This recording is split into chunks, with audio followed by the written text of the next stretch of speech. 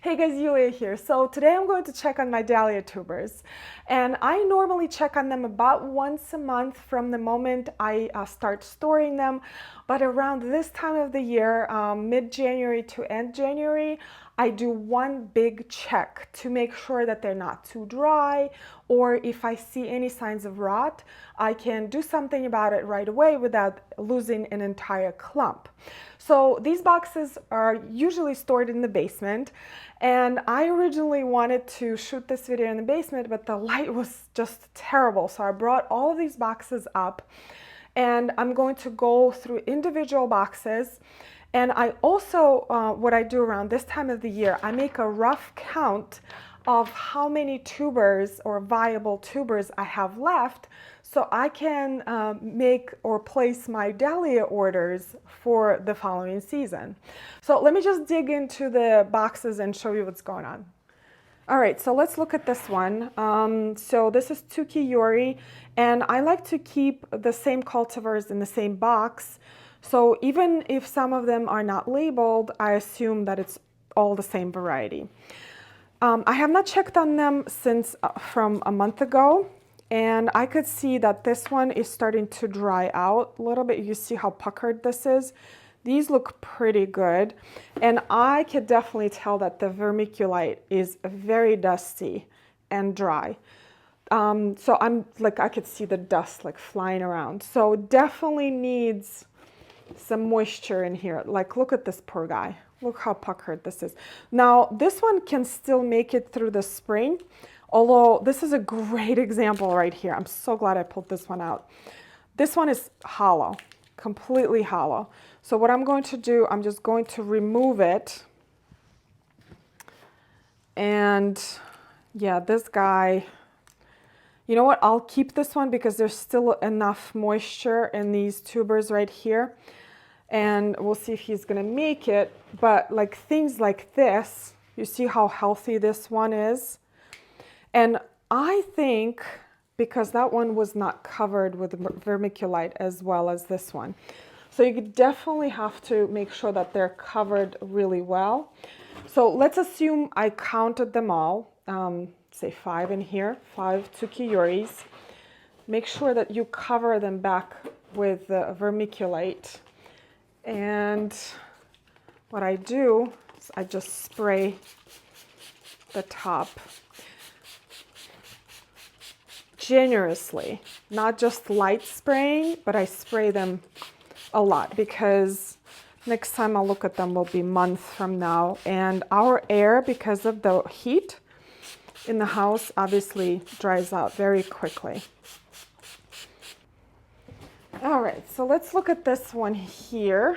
And as you can see, I used 3 different types of vermiculite. So this one, the finer variety, and you want the larger chunks because it's not as dusty, but the larger chunks are incredibly expensive. So I decided to try this one and see how this one performs too.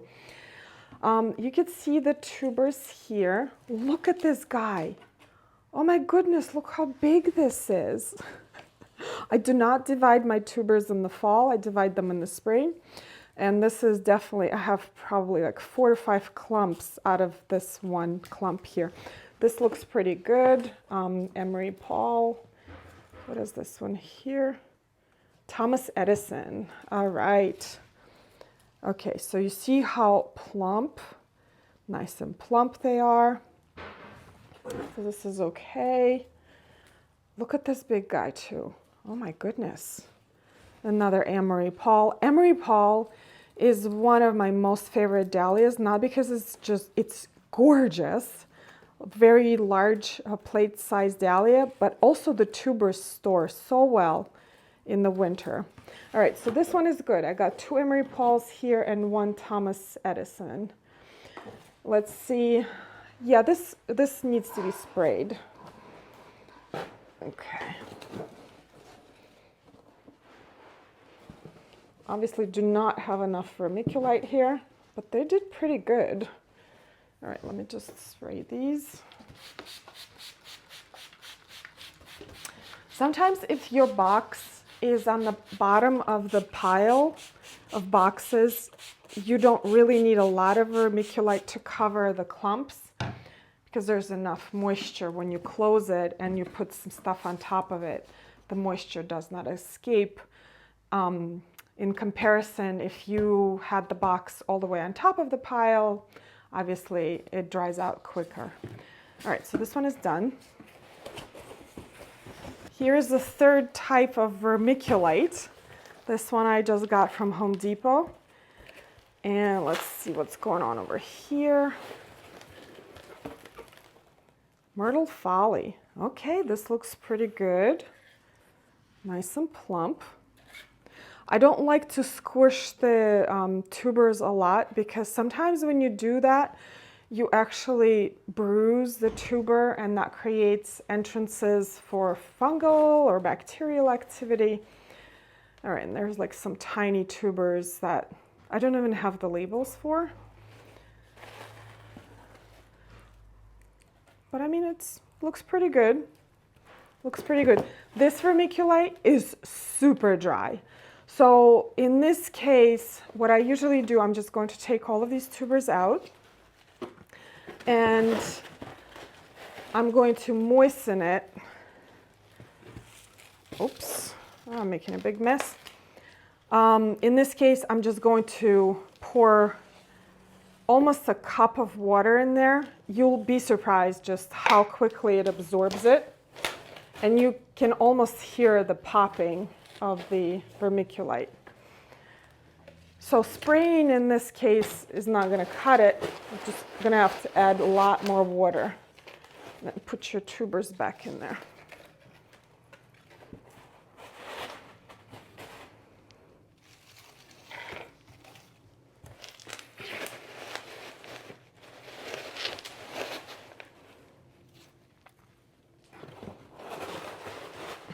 Okay, you know what? I'm going to spray it just in case, because it was really dry. And you will know when vermiculite or whatever the substrate that you're using, sand. I've used sand for years before it got a little too heavy for me. But now it looks nice and moist. All right, here's one more box. This is, again, a different type of vermiculite. Gallery Bellini. Gallery Bellini has like one of the biggest tubers. It has smaller flowers, but the tubers are pretty big. Look, this is beautiful. So beautiful. So this is the neck right here. This is where the eyes are going to come out. It's a nice healthy tuber. I leave the stem a lot of times because I can pull it out of the vermiculite this way. Oh, I don't think there's anything in here. Oh, there's something. Look at this one. Oh my goodness. There we go. I do not see any growth. Actually, no. You know what? There he is. There's a little eye right there.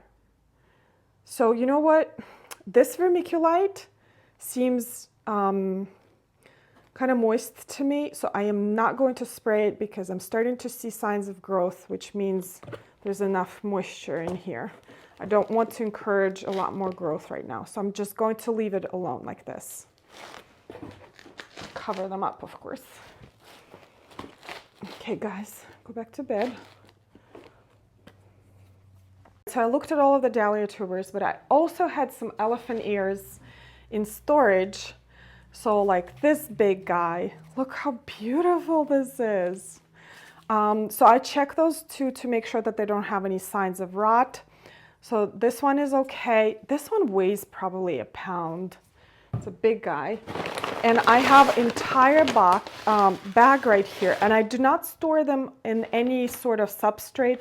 They do great just in paper shopping bags like this.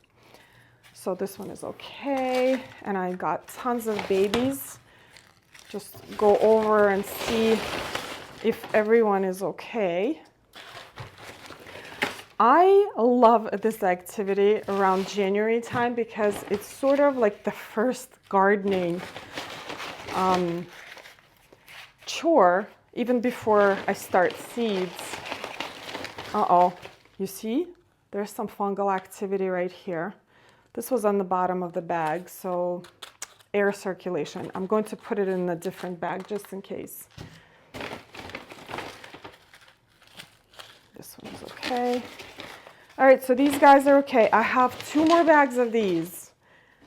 They grow so well in my area, they propagate, and this mama right here is going to be beautiful in the summer. All right, and the last thing I wanted to check are caladiums. And this one here is Florida Moonlight, and this one is a beautiful, almost white, pure white color leaved caladium. And caladiums are one of the easiest things to store. You just dump them in the box like this.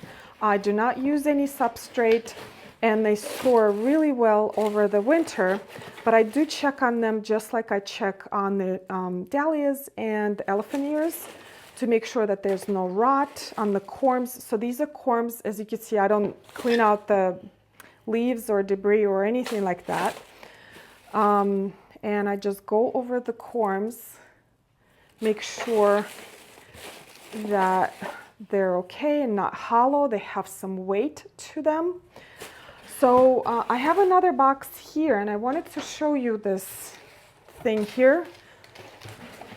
Let me just clear this out. This one here is starting to grow. Look at this. So I'm going to have to put it in a cooler location. I think this was a little bit close to the radiator. You see that little growth right there? This is exciting, but it's way too early. I usually start caladiums in pots around mid-March. So this is another, what is it, end of January. So we have another month and a half to go. So there's another little growth right here. So this box definitely way too close to source of heat right here, because that box is fine. All right, so this is good to know. All right, you guys, I went through all of the dahlia boxes and I checked them for fungal activity, and if the vermiculite was too dry, I made sure to spray it or pour water on it if it was really, really dry. And this is what happens in my house in the winter because of the heat. Things dry out very quickly, and we have a very low humidity. So I wanted to make sure that they make it for another month before I have to check them again. I also counted them all, and I counted about 60 tubers. None of them were dead, but some were questionable, like the one I showed you with the hollow tuber. So those might not make it all the way to the spraying, which means that there is some room for me to buy more dahlia tubers. Also, the elephant ears, I'm just going to put them back in these shopping bags, and they're going to be just fine. There's really no signs of diseases or anything like that. And I'm going to place this caladium box because they are starting to grow in a cooler location. And this is pretty much it for a check of the dahlias and other things that I store over the winter. And I love this activity because it's almost like the first gardening chore in the winter, even before we start seeds. This is what I do. And anyway, just make sure that if you are storing dahlias or corms or anything like that, make sure you keep an eye on them, that they're not too dry or there's some fungal activity or bacterial activity going on. Make sure you cut those parts off and discard them. But this is it for today's video. I hope you guys learned something new, and I will see you in the next one. Bye.